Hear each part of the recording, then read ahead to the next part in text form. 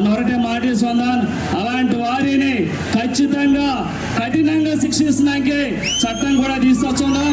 తప్పకుండా మహిళలు ఏ ఆపద మతకైనా సరే ఇమీడియట్లీగా పోలీస్ శాఖ చర్య తీసుకుని కనీ విని ఎరగని రీతిలో శిక్ష తప్పకుండా విధిస్తామని సరే ఈ సభముగా తెలియజేసుకుంటున్నాను.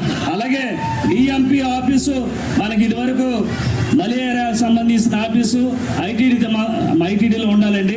దీనికి సంబంధించిన ఆఫీసు ఇప్పుడు ఏలూరులో పెట్టారు కనుక మనం ఇమ్మీడియట్లీగా దీనికి సంబంధించిన మలేరియా డిపార్ట్మెంట్ సంబంధించింది ఐటీడీలోకి తీసుకురావాలి.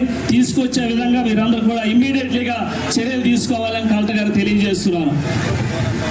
అలాగే ఆ రోజు వరదవాసి మునిగత్కాడే ఆ లోకత్కాడే నన్ను సుమారు ఒక 2 రోజుకు నాకు నైట్ ఉంచుకోవాలి నమ్మాడి భారీకో నాకు అలాంటి కష్టపడి లోపలెత్తుకు వాసన దోమ ఉంచడానికి వెళ్ళి మొత్తం వడిసొత్తా సామాన్యుల్లా పోతిల్లా.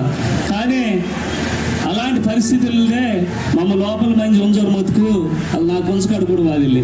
కానీ నన్ను మాటేసుకున్నాను మళ్ళా వాదన సీజన్ కల్లా వేదత్ కుక్కులూరు వెల్లేర్పాడు పోలవరం మండల నిర్వాసితులకు మిందారు వెంటనే వారందరిని కూడా వారికి నష్టపరిహారం ఇప్పించి సురక్షిత ప్రాంతాలకు తీసుకొస్తున్నటువంటి బాధ్యత నన్ను తీసుకుంటానని చెప్పి మీ అందరికి కూడా మాటేసుకున్నా. మీ అందరి అభివృద్ధి నా జయం. మీకోసం పండుగ మీకోసం మంతా ఏదైతే 24 గంటల బేల్ సమస్య సరే మీరు నా లోన్ వాడవచ్చు, నా తలుపు వాడవచ్చు, ప్రతి వర్గం కూడా బేసికెట్కు అందుబాటులో మందని విధంగా మంతానని కోరుకుంటే నేను ఈ కార్యక్రమాన్ని ఇచ్చో దిగ్విజయం పొందడానికి మనకి చాలా మంది ఉద్యోగులు కానీ అలాగే చాలా మంది ఆదివాసీ సంఘ నాయకులు కానీ రాత్రి బావులు అనేక కష్టాలు దొరుకుతారు.